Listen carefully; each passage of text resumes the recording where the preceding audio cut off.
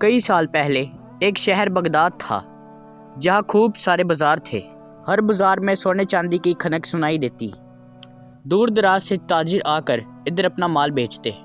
انہی تاجروں میں سے ایک شخص عبدالرشید واحد تھا جو بہت دولت مند لیکن انتہا لالچی تھا۔ عبدالرشید کی دکان بغداد کے سب سے بڑے بازار میں تھی، جہاں وہ قیمتی قالین، ریشمی کپڑے اور خوشبوئیں بیچتا۔ مگر اس کا لالچ اتنا زیادہ تھا کہ وہ ہمیشہ لوگوں کو دھوکہ دینے کی کوشش کرتا۔ وہ کم قیمت والے کپڑوں کو مہنگے داموں میں بیچتا اور ناپ تول میں کمی کرتا، خالص چیزوں میں ملاوٹ بھی کر دیتا۔ ایک دن ایک غریب انسان حسن اس کے پاس آیا۔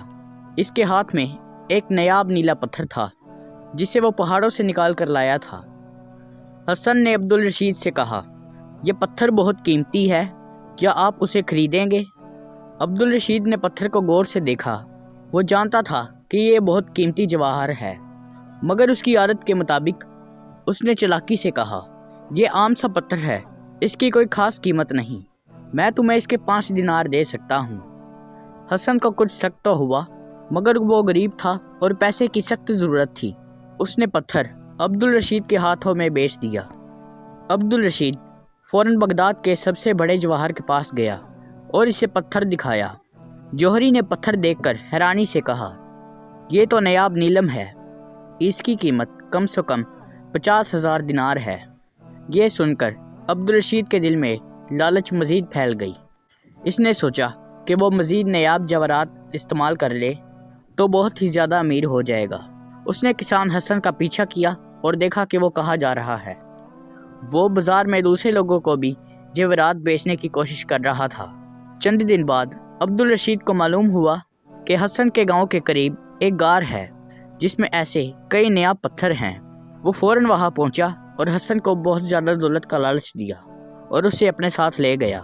وہ دونوں غار کے اندر گئے جہاں خوب سارے قیمتی پتھر تھے۔ عبدالرشید کی آنکھیں چمک اٹھی۔ جب دونوں اندر پہنچے تو عبدالرشید نے ایک چالاکی سوجھی۔ اس نے حسن سے کہا، یہاں کافی خزانہ ہے، تم ایک ایک پتھر اکٹھے کرو، میں باہر جا کر نگرانی کرتا ہوں۔ حسن بیچارہ یقین کر کے خوب سارے قیمتی پتھر اٹھانے لگا۔ عبدالرشید نے جیسے ہی حسن کو مشغول دیکھا، وہ جلدی سے باہر آیا اور بڑا سا پتھر غار کے پاس رکھ دیا تاکہ حسن باہر نہ آ سکے۔ اس نے دل میں سوچا، اب یہ بے وقوف یہاں بند ہو جائے گا اور یہ سارا خزانہ صرف اور صرف میرا ہو جائے گا۔ یہ کر کے وہ فخریہ بغداد واپس آیا اور سوچنے لگا کہ وہ اب سب سے زیادہ امیر آدمی بن جائے گا۔ مگر قدرت کی لاٹھی بے آواز ہوتی ہے۔ چند دن بعد جب عبدالرشید نے ان پتھروں کو بیچنے کی کوشش کی تو شہر کے دوسرے جوہریوں کو اس کی حقیقت معلوم ہو گئی۔ انہیں حسن کی گمشدگی کا بھی پتہ تھا اور جانتے تھے کہ عبدالرشید نے کچھ غلط تو کیا ہے۔ بادشاہ کے سپاہیوں کو خبر دی گئی اور عبدالرشید کو پکڑ کر بادشاہ کے دربار میں لے جایا گیا۔ بادشاہ نے عبدالرشید سے سختی سے پوچھا، تم مجھے بتاؤ، تم نے حسن کے ساتھ کیا کیا؟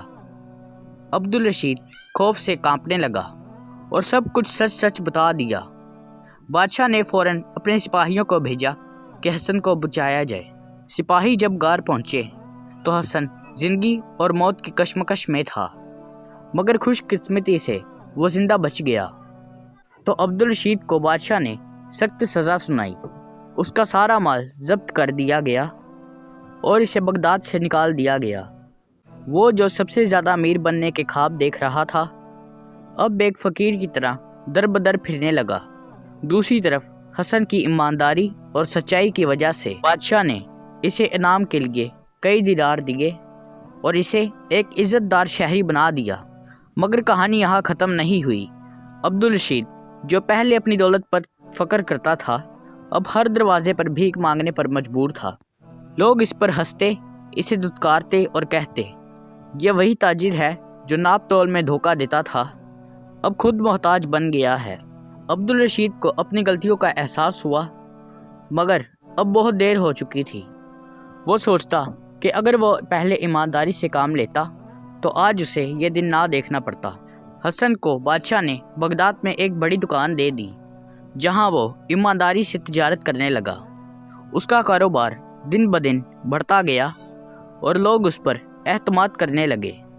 وہ ہمیشہ عبدالرشید کے واقعے کو دوسروں کو سناتا کہ لوگ لالچ سے بچیں اور ایمانداری کو اپنائیں۔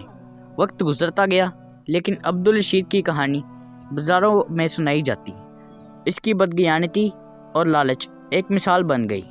آپ نے اس کہانی میں کیا سیکھا ہمیں ضرور کمنٹ میں بتائیں، اور آپ کو ہماری ویڈیو اچھی لگی تو ہماری ویڈیو کو لائک کریں اور ہمارے چینل اردو اسٹوری کو ضرور سبسکرائب کریں اور بیل آئکن کو دبانا مت بھولیے گا تاکہ ہر آنے والی ویڈیو آپ تک ضرور پہنچ جائے۔ بائے۔